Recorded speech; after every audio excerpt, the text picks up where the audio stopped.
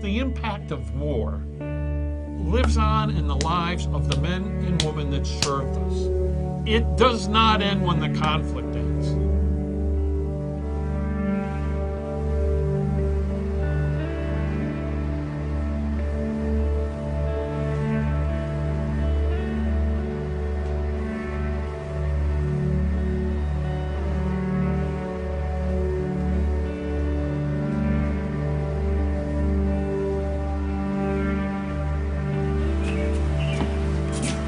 Jack where I never beautiful view of the place.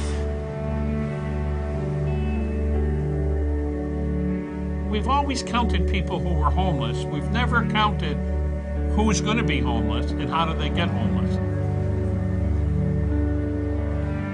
The grants we're serving now are forcing us to look at where were the homeless individuals serving coming from, and then how do we stem the tide.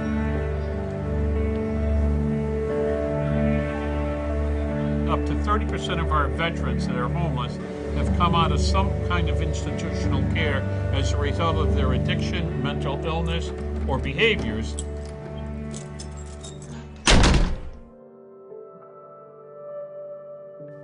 Because we criminalize addiction and mental illness, we get a disproportionate number of veterans into our prisons.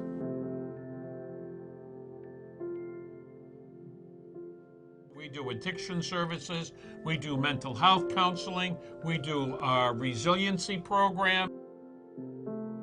But the purpose is really this. We want to build a relationship with that veteran while he's incarcerated, so as he leaves incarceration, he's already met the staff and the individuals who are going to work in the community with him, and we can bring this piece seamlessly into the community.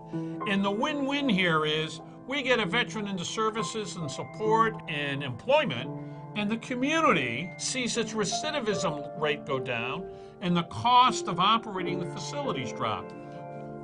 Excellence in service, excellent in respect for veterans, excellent in bringing dignity to the individual veteran, excellent in keeping veterans safe where they are, excellent in not telling adults what to do, but in really allowing adults to even make bad decisions and be there to support them so they can learn to make a better decision.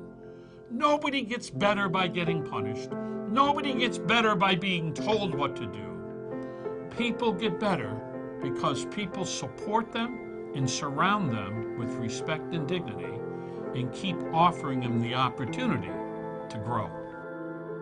We think this is an innovative model that over time now will get replicated in the rest of the country. Veterans want to be served by other veterans.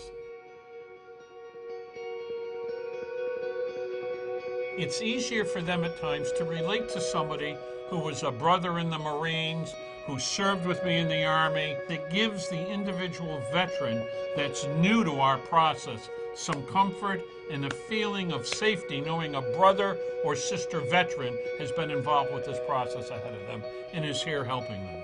And one of the frustrations we hear regularly from the young men and women returning from the current conflicts is, I made decisions every day that protected the lives of the 20 people that I worked with.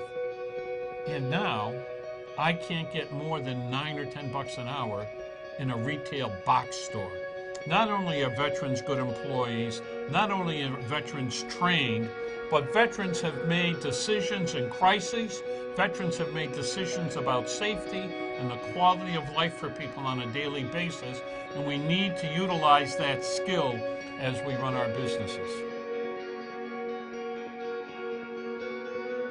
These veterans are not just on the brink of homelessness.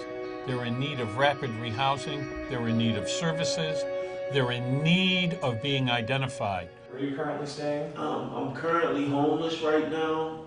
I've been sleeping currently in the hallway of the building. What I do is I wait till late at night and come into the building so I won't be noticed. What about like hygiene or anything like that? I've been currently washing up at the McDonald's in the neighborhood. So then you get washed up there, then you go to school? Yes, I go to school. That's my situation right now. Hopefully it'll get better. So we developed a system where people call in on an 800 number, and then within 48 hours, one of our staff is where that person lives or at a neutral site in the community that they're comfortable, meeting with them, starting the intake. Not just an outreach worker that provides services, but we follow up with a peer who comes in a vehicle, who can pick you up, get you to your appointment, bring you back home, and all our staff is mobile. When you deliver people to appointments or you deliver services to them, you have almost 100% compliance. When people are compliant on their mental health issues, when they're compliant with their addiction services, the incidence of decompensating episodes really drops significantly. Because we operate from a central location and because we've learned to utilize technology in our work each day, we've made this an extremely cost-effective model and an effective tool for growth of the agency. The stability of the agency is not based on an individual, it's based on a team of individuals who have expertise and excellence in various systems. So everyone who comes to work at Soldier On has to work with homeless veterans. That's how you start out. Even if you're a technology expert, you got to be in the building with the vets, you got to be seeing what they're doing, because that gets you to understand the need and the tremendous responsibility we have on the mission we're on.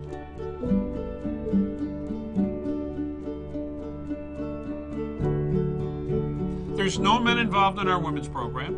It's run by women, for women. We're now building 16 units of affordable housing for veteran women and children because that's what our women asked us to do. How do we meet the specific needs of each and every veteran, male or female? Individuals feel important when their need is met uniquely. So Soldier On's process is really one of looking forward and not looking at size, but looking at quality of service and commitment to serve wherever we're called. Since we've expanded to SSVF, what I'm clearly aware of is every veteran should be stable where they live. Every veteran should have some type of support service system that allows them to stay in place and feel very secure.